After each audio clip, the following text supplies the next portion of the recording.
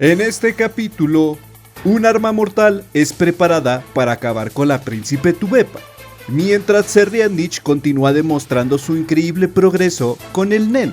Por otro lado, Senritsu descubre que la habilidad de Fugetsu podría estar poniendo su vida en peligro. Así que, junto a Kacho y Kaiser, preparan un arriesgado plan para descubrir al responsable. El capítulo comienza el martes 10 a la 1:30 de la tarde, en la habitación 1003. Allí, Tenftori le informa a Shangley de la situación bastante inesperada. Si solamente quedara Shangley, Tubepa, en la guerra de sucesión, Tubepa y Wowle abandonarían la contienda. Shangley, al saber eso, se muestra sorprendido, especialmente porque no esperaba que Tubepa estuviera dispuesta a tomar una decisión así. Entonces pregunta si esta información ya quedó registrada oficialmente y Tenftori confirma que sí. Mientras tanto, en la habitación 1005 vemos a Tubepa bastante feliz después de que Kurapika aceptara el acuerdo de paz. Pero no se trata únicamente de un acuerdo para evitar ataques. También existe un acuerdo de cooperación mutua. Maor le explica a Tubepa que cuando ella visita la habitación 1014, deberá hacerlo acompañada tanto por la reina Oito como la príncipe Wowle. Además, los soldados del tercer príncipe también han solicitado unirse a ellas para poder compartir información. A Tubepa todo esto le parece bien. De hecho, considera que podría ser incluso mejor convivir con Wowle y su entorno. Volvemos entonces con Shangley, quien decide recompensar a Tenftori entregándole una segunda moneda. Incluso le recomienda llevar ambas monedas consigo, porque considera que seguramente le traerán buena suerte. Sin embargo, mientras observa las monedas, Shangley comienza a pensar en la situación. Considera que tener la posibilidad de una rendición como cláusula es un paso adelante, aunque duda que realmente pueda convertirse en una opción viable dentro de esta guerra. En este punto, Shangley reconoce que le preocupa la moneda. Él pensaba que algo cambiaría si se la quedaba durante 10 días, pero nada ha sucedido. Se pregunta si acaso su poder no es efectivo si él es el que la tiene. Regresamos con la príncipe Tubepa, la cual está pensando en su hermano Zerrianich, el cual no asistió al banquete anterior.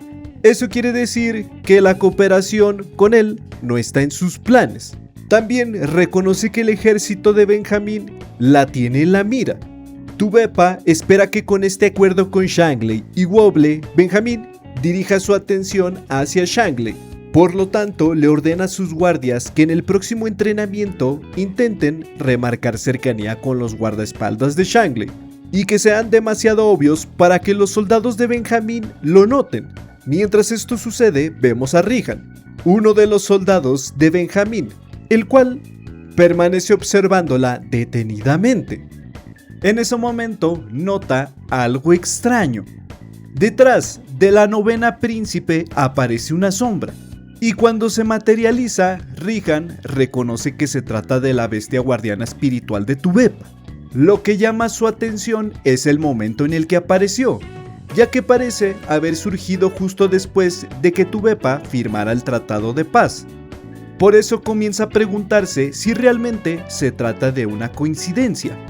Rihan considera que, si la aparición de la bestia está relacionada con el tratado, entonces podría significar que la firma del acuerdo fue una condición necesaria para activar su habilidad. Nos trasladamos ahora con Balsamilko, la mano derecha de Benjamín. El soldado se arrodilla y desde un compartimiento oculto en sus botas introduce un dispositivo. Después presiona un botón y algo es expulsado al aire. Balsamilko saca entonces un estuche de uno de sus bolsillos y, al abrirlo, explica exactamente qué es lo que está preparando. Esto se trata de un arma de destrucción masiva desarrollada por el ejército de Kakin. Sin embargo, durante su creación descubrieron un defecto que provocó que el arma fuera considerada un fracaso. Aún así, Balsamilko explica que, bajo las condiciones adecuadas, podría convertirse en un arma de asesinato prácticamente perfecta. Los primeros síntomas que provoca son muy similares a las de una gastroenteritis infecciosa, algo que podría hacer que la verdadera causa de la enfermedad pasara desapercibida. Además, siguiendo correctamente las indicaciones, sería posible reducir el riesgo de afectar personas que no sean el objetivo. La sustancia también tiene una característica particular. Cuando entra en contacto con el aire, pierde su efectividad después de apenas 30 segundos. Sin embargo, si una persona llega a inhalarla, la situación cambia completamente. La sustancia puede propagarse rápidamente por el organismo y provocar un fallo multiorgánico en aproximadamente medio día. Y en una habitación cerrada, sin corrientes de aire, las cifras son todavía más aterradoras. Para quienes inhalen la sustancia dentro de su punto crítico de exposición, tanto la tasa de infección como la de mortalidad pueden alcanzar el 100%. Pero para Balsamilko, esta vez no hay otra opción. Así que toma un nuevo cilindro, coloca la carga y vuelve a introducirlo en el compartimiento de su bota. Finalmente, mientras sostiene el activador en su mano, Balsamilko deja clara su determinación. Su objetivo será eliminar a la novena príncipe, Tubepa. Nos trasladamos ahora a la habitación 1004. Pero ha pasado algo de tiempo. Es el miércoles 11 a las 8 de la mañana. Y allí encontramos a Salkov junto a Zerriadnich. Salkov está cronometrando cuánto tarda el príncipe en activar Setsu. Y esta vez el resultado es de apenas 9.67 segundos. Zerriadnich se muestra satisfecho ya que finalmente consiguió bajar de los 10 segundos. Aún así, reconoce que todavía le queda mucho por mejorar. Para Salkov, sin embargo, esto resulta increíble. No solamente Zerriadnich consiguió activar Setsu en menos de 10 segundos, sino que además lo está haciendo mientras corre en una caminadora y utiliza su teléfono al mismo tiempo. Salkov explica que a él le tomó aproximadamente un año alcanzar un nivel de habilidad similar, incluso para él, que nació sabiendo utilizar Setsu. No sé ustedes, pero esto que acaba de decir Salkov es bastante importante. Recordaremos en el capítulo pasado, Longi mencionaba que todos sus hermanos nacieron sabiendo usando Nen. Algo que para mí, esto confirma que Salkov también es un hijo de Beyond. Mientras Salkov continúa observando al príncipe, admite que para Zerriadnich 6 meses parecen equivaler a un solo día. Su velocidad de aprendizaje es monstruosa y, teniendo en cuenta su personalidad, Salkov está convencido de que utilizará sus habilidades para conseguir todo aquello que le beneficie. En ese momento reconoce que Teta tenía razón. Hay que hacer algo para detener a Zerriadnich. Pero entonces recuerda algo todavía más preocupante. Si lo que Teta contó es cierto, el príncipe fue capaz de activar una habilidad mientras se encontraba en Setsu. Eso prácticamente contradice todo lo que conocemos sobre el sistema del Nen. La única explicación que se le ocurre es que quizás la bestia guardiana de Zerriadnich sea capaz de almacenar una determinada cantidad de aura y utilizarla cuando el príncipe entra en Setsu. Sin embargo, tampoco puede descartar otra posibilidad, que la propia bestia esté manipulando a Teta después de haberla atacado. El problema es que Salkov todavía no ha podido ver la bestia guardiana de Zerriadnich. En ese momento, Valentine se acerca al príncipe para informarle sobre la situación de Senritsu. Su detención se ha prolongado y, además, el primer príncipe parece tener exactamente la misma intención. Benjamin incluso tiene soldados apostados cerca del Ministerio de Justicia. Zerriadnich le ordena a Valentine que no permita que Benjamin se les adelante bajo ninguna circunstancia. Mientras tanto, Salkov continúa observando al príncipe con incredulidad. Zerriadnich justo ahora está haciendo varias cosas al mismo tiempo y entrenando su Setsu sin detenerse ni un instante. Al estar tan cerca de él, Salkov comienza a sentirse completamente impotente. Ahora entiende perfectamente por lo que tuvo que pasar Teta. Ahora nos trasladamos con Kacho y Senritsu, quienes continúan buscando una forma de entender qué está sucediendo con Fugetsu. Kacho le muestra a Senritsu una fotografía de la espalda de su hermana. En ella pueden verse unas pequeñas marcas que parecen picaduras de mosquito. Pero Kacho está segura de que Fugetsu no tenía esas marcas anteriormente. Senritsu las observa y llega a una conclusión diferente. Por su apariencia parecen marcas provocadas por una inyección. Sin embargo, Kacho descarta inmediatamente esa posibilidad. Desde el intento de fuga, tanto ella como Fugetsu han permanecido bajo custodia en el Departamento de Justicia, por lo que prácticamente no han tenido oportunidad de recibir ninguna inyección. Senritsu entonces considera otra posibilidad mucho más preocupante. Quizás esas marcas no fueron hechas físicamente, sino mediante Nen. Senritsu explica que existen usuarios capaces de establecer condiciones específicas para activar sus habilidades, por lo que es posible que Fugetsu haya caído en algún tipo de trampa del enemigo y haya recibido aquella marca sin siquiera darse cuenta. Para confirmar sus sospechas, Senritsu le pregunta a Kacho si Fugetsu comenzó a comportarse de manera extraña desde el día anterior. Kacho recuerda entonces algo que su hermana le dijo. Antes solamente podía utilizar su habilidad una vez al día, pero ahora puede utilizarla una y otra vez. Esto hace que Kacho se pregunte si quizás Fugetsu cree que puede usar su habilidad repetidamente debido a la influencia de algún usuario de Nen. Entonces Senritsu empieza a conectar las piezas y llega a una conclusión alarmante. Fugetsu podría estar siendo víctima de una trampa relacionada con su propia habilidad. Por eso considera que de ahora en adelante deberían prohibirle a Fugetsu usar la habilidad. Kacho, sin embargo, tiene una duda. Incluso si Fugetsu descubre que existe algún problema con su habilidad, ¿realmente dejará de utilizarla? Senritsu observa su comportamiento y considera que quizás la princesa se haya vuelto adicta a utilizarla. Kacho se enfurece al escuchar esa posibilidad y pregunta si entonces el efecto podría ser similar al de una droga. Senritsu admite que es la única explicación que se le ocurre para un cambio tan drástico en tan poco tiempo. De hecho, inicialmente habían pensado que alguno de los príncipes que solicitaron reunirse con Fugetsu podría estar involucrado en una negociación, pero ahora cree que se equivocó. Si Fugetsu continúa utilizando esa habilidad, su cuerpo y su mente terminarán sufriendo daños graves hasta el punto de que Senritsu teme que no pueda sobrevivir siquiera hasta el próximo fin de semana. Por eso, la prioridad absoluta es descubrir quién está utilizando el Nen y cómo detenerlo. Pero el problema es que no tienen ninguna pista clara sobre el responsable. Hasta que a Kacho se le viene a la mente alguien, el séptimo príncipe Lusurus. Kacho sabe que Lusurus mantiene vínculos con la mafia y que obtiene beneficios mediante la venta de drogas. Por eso considera que, si el responsable realmente está relacionado con su bestia guardiana, no sería extraño que fuera él. Kacho explica que, si realmente se trata de Lusurus, no bastará con descubrirlo desde lejos.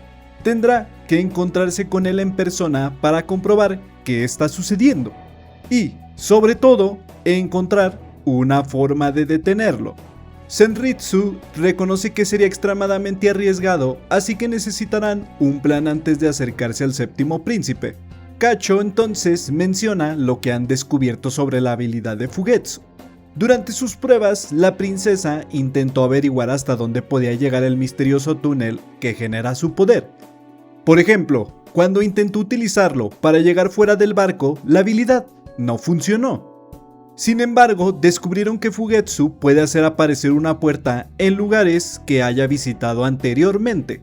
Gracias a esto, ahora puede acceder cuando quiera a un bote salvavidas. También querían comprobar si otras personas podían atravesar el túnel, pero no tuvieron tiempo de hacer esas pruebas. Pero Kacho cree que sí puede ser posible, aunque existe una condición importante.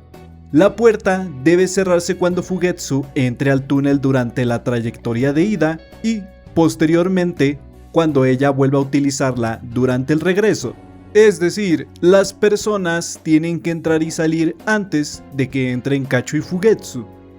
Llegados a este punto, Kacho quiere la opinión de Senritsu. Senritsu comienza a analizar la situación y llega a una conclusión.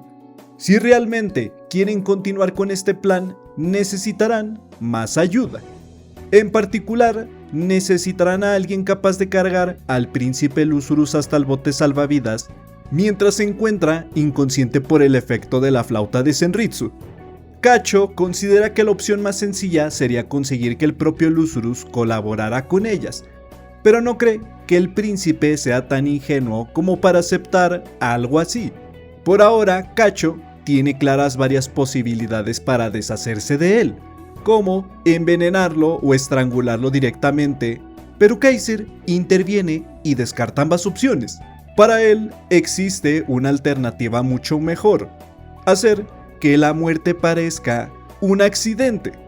Kaiser propone actuar como acompañante de Senritsu y utilizar un supuesto interrogatorio como coartada. De esta manera, los guardias de Lúzurus podrían afirmar que fueron engañados por la música de Senritsu, pero eso no representaría un problema. La idea sería aprovechar el historial de consumo de drogas de Lúzurus. Si encuentran rastros de sustancias tanto en su orina como en su cabello, podrían argumentar que los guardias simplemente están mintiendo para encubrir sus propias alucinaciones. La versión oficial sería que Lúzurus sufrió un repentino ataque al corazón mientras intentaba escapar del Black Whale en un bote salvavidas. Todo esto provocado por una sobredosis de drogas. Kacho le pregunta a Senritsu qué opina del plan, y ella responde que no tiene inconvenientes, pero existe un problema fundamental: ¿hacia dónde se conectará la puerta de Fugetsu?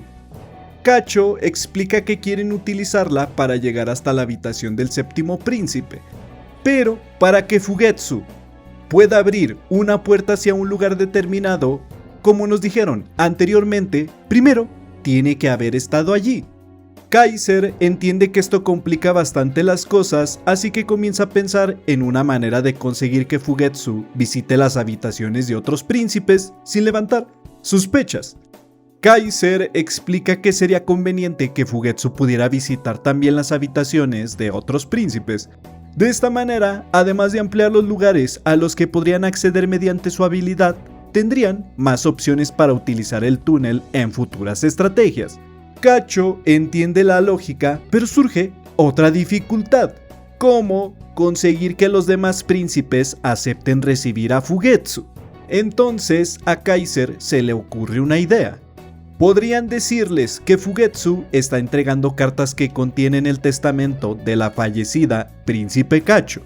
Si además garantizan que el departamento judicial revisó las cartas y no tienen explosivos, veneno u otro tipo de trampa, es probable que los príncipes sientan curiosidad y acepten recibirlas. Además, por cuestiones de seguridad, no sería extraño que una príncipe visitara personalmente las habitaciones de los demás príncipes para entregar un documento tan importante. Aún así, Kacho duda que todos acepten fácilmente la visita de una príncipe de rango inferior, especialmente el séptimo príncipe Lúzurus, quien probablemente tenga muchas cosas que no quiera mostrar frente a alguien relacionado con el Departamento de Justicia. Kaiser reconoce que todo dependerá de sus habilidades de negociación, y si algún príncipe se niega por completo, siempre podrían intentar justificar la entrada mediante una inspección oficial.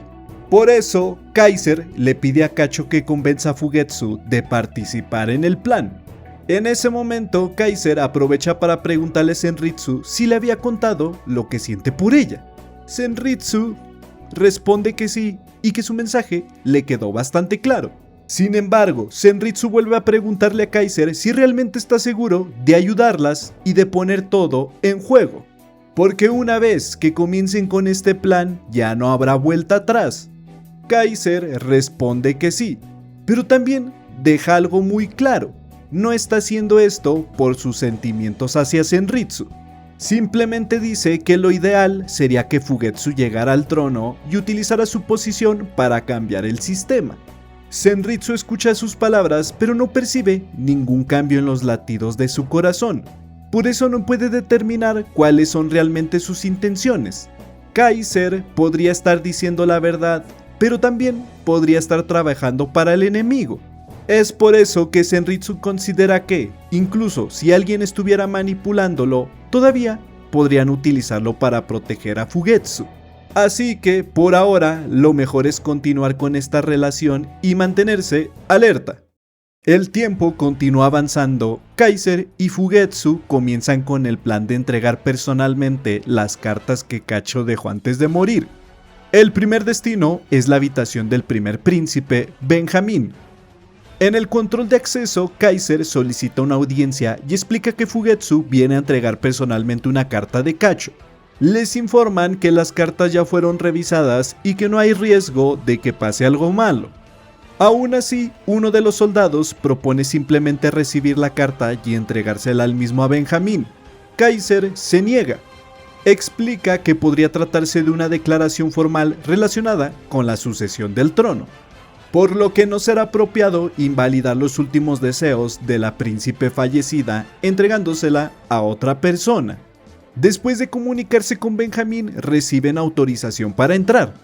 Fugetsu finalmente se encuentra frente al primer príncipe, pero Benjamín inmediatamente nota algo preocupante. La condición física de Fugetsu es extremadamente delicada.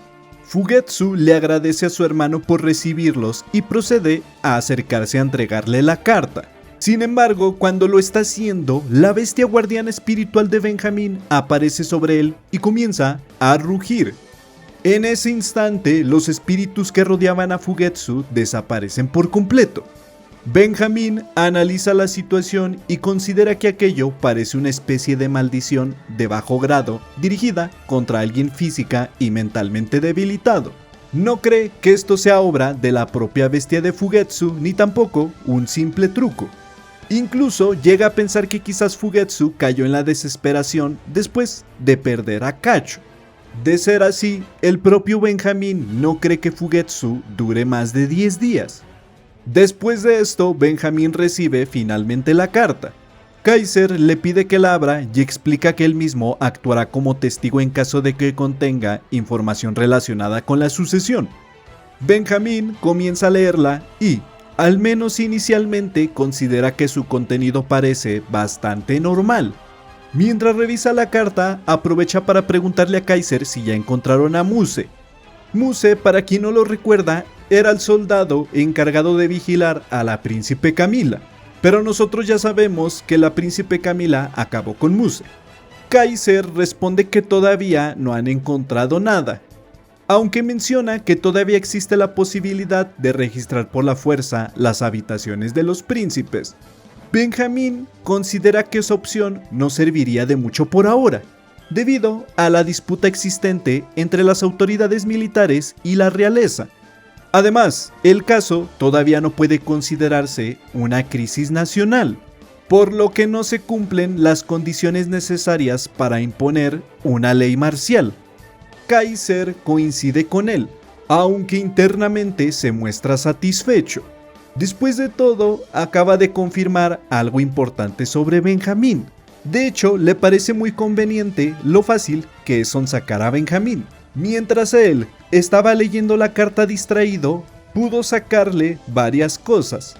Mientras abandonan sus aposentos, Kaiser analiza los diferentes niveles de autoridad y comprende que la disputa actual podría permitirle al primer príncipe utilizar la ley marcial especial en el momento que considere conveniente. Por eso Kaiser considera que fue una buena decisión acudir a verlo mientras Balsamilko no estaba presente. Ahora solo queda continuar con el recorrido y observar cómo reaccionan los demás príncipes al contenido de las cartas. El grupo continúa visitando las distintas habitaciones, y entre ellas podemos ver que también llegan con la quinta príncipe Tubepa y con la octava príncipe Tyson. Fugetsu continúa cumpliendo con su papel de mensajera, entregando personalmente las cartas mientras Kaiser y los demás supervisan cada encuentro. Finalmente, después de recorrer varias habitaciones, llegan hasta la habitación 1007, donde se encuentra el séptimo príncipe Lusurus. Fugetsu se acerca y le entrega personalmente la carta de Kacho. Lusurus expresa sus condolencias por la muerte de su hermana y Fugetsu agradece su amabilidad. Sin perder tiempo, el séptimo príncipe comienza a leer la carta. Pero apenas avanza en su lectura, su expresión cambia por completo. Lusurus parece sorprendido por lo que acaba de descubrir y menciona que al final de la carta existe una gran revelación. Entonces mira a Fugetsu y le pregunta si Kacho le había contado algo sobre aquellas cartas y si había escrito el mismo contenido para todos los príncipes. La respuesta es que no sabía nada. Lusuru entonces piensa que probablemente Kacho decidió no involucrarla en todo esto para protegerla. Después de continuar leyendo, explica que la carta no contiene información relacionada directamente con la sucesión al trono, aunque considera que sería conveniente que las altas autoridades judiciales también conocieran su contenido. Por esa razón, decide entregarle la carta a Kaiser, y aquí comienza a revelarse el verdadero alcance de la estrategia de Kacho. Kaiser recibe la carta de Lusurus y comienza a leerla, aunque en realidad ya conoce perfectamente su contenido. Esto nos lleva a recordar la conversación que tuvo anteriormente con Kacho y Senritsu. Momentos antes de este plan, Kaiser les explicó que el Ministerio de Justicia recopila información sobre cada uno de los príncipes de manera independiente. Precisamente por mantener su neutralidad dentro de la guerra de sucesión, el departamento posee información que puede funcionar como una especie de poder disuasorio. Es decir, si los príncipes se quieren meter con este departamento, ellos tienen información de estos para poder defenderse y amenazarlos. Sin embargo, esa información también puede tener un enorme poder destructivo si llega a manos de las personas adecuadas. Senritsu había comprendido el problema, pero todavía existe una duda importante. ¿Los demás príncipes aceptarían que Kacho conociera esta información? Después de todo, si alguno de ellos recibía datos que únicamente podrían proceder del Ministerio de Justicia, lo más lógico sería intentar descubrir quién había filtrado esa información. Regresando al presente, Kaiser reconoce que fue inesperado que Lusurus decidiera mostrarle la carta directamente. Esto le hace pensar que quizás el séptimo príncipe es mucho más cauteloso y desconfiado de lo que aparenta. Entonces Kaiser le explica que el contenido de la carta habla de una filtración relacionada con el cuarto príncipe. Sin embargo, también aclara que, con aquella información como única prueba, todo podría considerarse simplemente un rumor. Lusurus entonces menciona que Kacho escribió que no quiere que el cuarto príncipe termine ocupando el trono. Para Lusurus, esto podría significar que Kacho está intentando provocar que alguien investigue qué está ocurriendo realmente con el cuarto príncipe. Pero mientras habla, comienza a analizar la verdadera intención detrás de la carta. En su mente, Lusurus llega a una conclusión mucho más inquietante. Kacho no escribió aquello únicamente para proteger a Fugetsu. Parece que está intentando lanzar una bomba dentro de la guerra de sucesión. Lusurus reconoce que Kacho era demasiado inteligente como para hacer algo así, sin un propósito. Por eso sospecha que el contenido de las cartas podría ser diferente para cada príncipe, con la intención de buscar enfrentar a todos los participantes entre sí. Por eso Lusurus decide no actuar precipitadamente. Finalmente, decide fingir que confía en la información de la carta y dejar el asunto en manos de los tribunales. Con esto, el encuentro termina y el grupo abandona la habitación de Lusurus. Mientras avanzan por los pasillos, Kaiser reconoce que el plan está funcionando. Luego le dice a Fugetsu que si está cansada pueden excluir a los demás príncipes, pero Fugetsu dice que está bien. Vemos cómo los espíritus rodean a Fugetsu, pero de repente desaparecen por una luz. Basho aparece frente a ellos.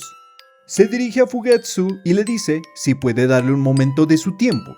Se presenta como Basho, un compañero de Senritsu. Basho menciona que no es asunto suyo, pero le parece que Fugetsu parece agotada por estrés. Luego, entre sus manos sostiene un talismán y explica que se trata de una herramienta creada mediante Nen.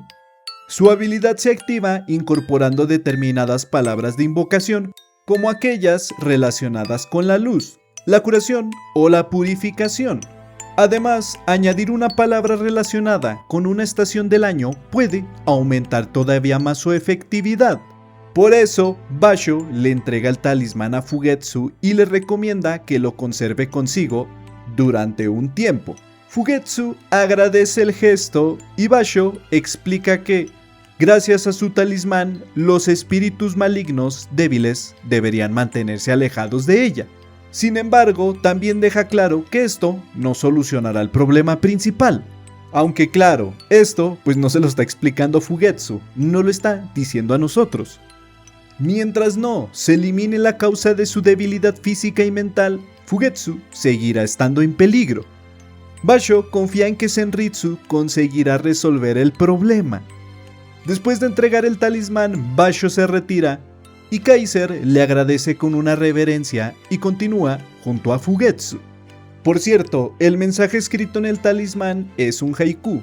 Un haiku es un poema corto de origen japonés que no tiene rima, pero sí tiene ciertas características como que tiene 3 líneas. El haiku decía lo siguiente: luz de invierno, brillan copos al caer, hielo en calma. Continuamos en el día 11, miércoles a las 8:50 de la mañana. El grupo de Senritsu continúa analizando la situación de Fugetsu y pensando en cómo actuar después del plan. Kacho menciona que, considerando que Lusurus podría no ser el responsable de lo que está ocurriendo con Fugetsu, deberían continuar con el plan en cuanto ella despierte. La idea sería simular una investigación mientras Fugetsu recibe tratamiento médico y colocar guardias en el exterior de la habitación. De esta manera podrían mantener una coartada y evitar sospechas. Senritsu explica que gracias al talismán de Basho han conseguido algo más de tiempo, pero todavía no han confirmado quién está detrás de la habilidad que está afectando a Fugetsu. Por eso, Senritsu decide que, por cuestiones prácticas, mejor utilizará su ocarina. Sin embargo, deja claro que mientras esté utilizando su habilidad no podrá hacer ninguna otra cosa. Kaiser considera que esto no será un problema. La habilidad de Fugetsu puede crear un túnel de aproximadamente 10 metros, así que él debería poder encargarse de transportar a la persona necesaria mientras Senritsu utiliza su música. Pero entonces Senritsu menciona algo que acaba de escuchar. Se trata de un ruido proveniente de la zona superior del Departamento de Justicia. En este momento, en el segundo nivel, solo se encuentran las 2 príncipes y el 9º príncipe. Por lo que Senritsu sospecha que aquel ruido podría estar relacionado con la habilidad del propio príncipe o con su bestia guardiana espiritual. Sin embargo, Kaiser recuerda algo todavía más importante. El 9º príncipe fue quien terminó desmayándose. Por eso, ahora es fundamental descubrir si aquello fue provocado deliberadamente o si simplemente se trató de un imprevisto. Justo lo que acabamos de escuchar parece que pudo haber ocurrido algún tipo de conflicto relacionado con Valkenburg y otro príncipe. Algo que probablemente descubriremos en próximos capítulos, si no es que en el siguiente capítulo. Entonces Kaiser decide que deben aprovechar la situación para conseguir toda la información posible. Si el 9º príncipe ya está despierto, podrán entregarle inmediatamente su carta. Y Senritsu sabe perfectamente que aquella carta contiene información extremadamente delicada. Los secretos del primer príncipe, los crímenes del 4º príncipe, la verdad sobre su nacimiento y otros datos capaces de sacudir por completo la guerra de sucesión. Senritsu está segura de que el 9º príncipe sabrá cómo utilizar toda esta información. Y justo al final de este capítulo aparece Kurapika. Mientras está sosteniendo la carta, la información que recibe es que mientras la guerra de sucesión continúe, los príncipes no podrán escapar del barco. Por lo tanto, necesitarán pensar en un plan para evitar que más príncipes se conviertan en víctimas. Y así es como termina este larguísimo capítulo. Si te gustó el video, deja tu like y suscríbete para no perderte de los próximos capítulos de Hunter x Hunter. Gracias por ver y nos vemos en el próximo capítulo.